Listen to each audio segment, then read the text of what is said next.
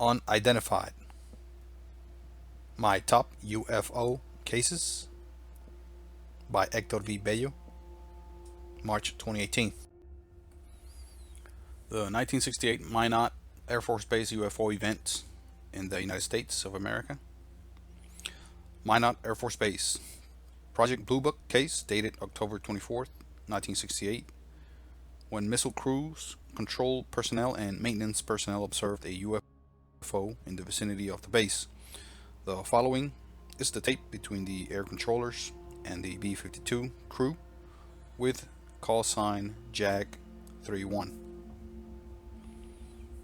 At 03:30 hours, the controllers received the information that there was a UFO 24 miles to the northwest. A B-52 jet bomber, JAG-31, flying at 2,000 feet, was on a calibration check and requests a clearance from radar personnel. At 0334, MIB or Minot approach control. Does JAG-31 have clearance to WT fix at flight level 2000? JAG-31. Roger. Climb out on a heading of 290. Climb and maintain 5000. Stand by for higher altitude. We're trying to get it from the center now. At 0335, the controller asked, and JAG-31, on your way out of the WT fix, request you to look out toward your 1 o'clock position for the next 15 miles and see if you see any orange glows out there. Roger, roger. Glows 31. Someone is seeing UFOs again. Roger. I see a rest of transmission is garbled. At 0352, the controller then radioed 31. The UFO is being picked up by weather radar also. Should be at 1 o'clock position, 3 miles now. The pilot said, we have nothing on our airborne radar, and I am in some pretty thick haze now and unable to see out that way. At 0358, the pilot then requested an instrument guided approach and received instructions. The pilot called and then the transmitter went dead, but they could hear instructions from the ground. The controller asked them to squawk idents, which meant to use the aircraft's transponder, which could paint the controller's radar with a large glowing blip with the aircraft's identification.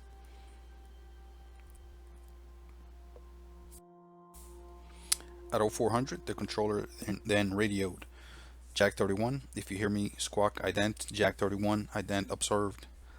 Cleared for the approach attempt, contact on frequency 271.3, and you're cleared for the low approach. They continued to have the radio problems for another couple of minutes.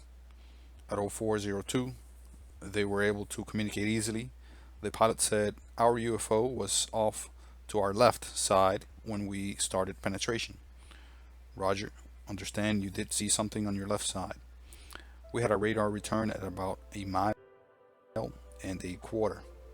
At 9 o'clock position for about the time we left 200 to 14. They discussed the troubles with the transmission and then the controller asked affirmative. I was wondering how far out did you see that UFO? He was about 1.5 miles off to our left wing at 35 miles when we started in and stayed with us until about 10. I wonder if that could have been your radio troubles. I don't know, but that's exactly when they started. At 0413, 0413, JAG-31, are you observing any more UFOs? Negative, on radar. We can't see anything visually. JAG-31 requests you have someone report to base ops after you land. What we have then was a group of sightings made by men on the ground at the missile sites scattered around the base. There was a radar sightings. There was radar sightings from the ground and weather's radar.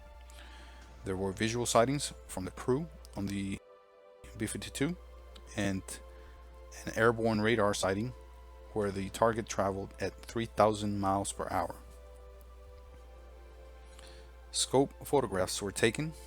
There were sightings made by Staff Sergeant Bond, the FSC at November Flight, Staff Sergeant Smith at Oscar 1 Juliet, and Mike Flight team, and a number of men in widely scattered locations. The object landed at location AA-43,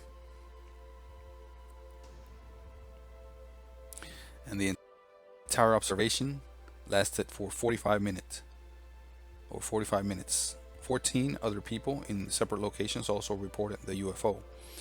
Security alarm were activated for both the outer and the inner ring at the missile sites. When the guards arrived at the outer door, it was open and the combination lock on the inner door had been moved. Editor's note: the case, in my estimation, was never investigated properly. Project Blue Book personnel never sent a representative, and the case was essentially written off despite the interest of several Strategic Air Command generals, including 15th Air Force Major General Nichols. The sighting was officially explained by November 13th by Lieutenant Colonel Hector Quintanilla, who wrote the following: conclusions have been reached after the thorough study of the data submitted to Foreign Technology Division. The ground visual sightings appeared to be of the Star series of the B-52, which was flying in the area. The B-52 radar contact and the temporary loss of the UHF transmission could be attributed to a plasma similar to ball lightning. The air visual from the B-52 could be the Star Vega, which was on the horizon at the time, or it could be a lights on the ground, or possibly a plasma. No further investigation by the Foreign Technology Division is contemplated. This is a classic Blue Book case where dozens of Air Force personnel who see B-52s and stars nightly have their testimony doubted. They know when they've seen a UFO. In this case, the scientists doing the Condon report agreed that this was a real UFO. The apparent damage to the missile site and disruption of B-52 radio transmissions was, in my opinion, a threat to primary nuclear offensive systems and should not have been trivialized. The records speak for themselves. This article was taken from the Scientific Ufology, written by Captain Kevin D. Randall of the U.S. Air Force, or USAFR. I consider this is his finest book and recommend its reading. This case, like thousands of others, are explained away with any simple mundane explanation that can be found. Yet many cases involve the tampering of key government weapon systems. It appears Quintilla either did not care or had instructions to write off most of the sightings with any available excuse. I wonder why the reports were whitewashed, while the Air Force's scientific advisor Alan Hynek was coming to the opposite conclusion, that UFOs were real. The source for this article are from Captain Kevin Randall, especially his book, Scientific Ufology.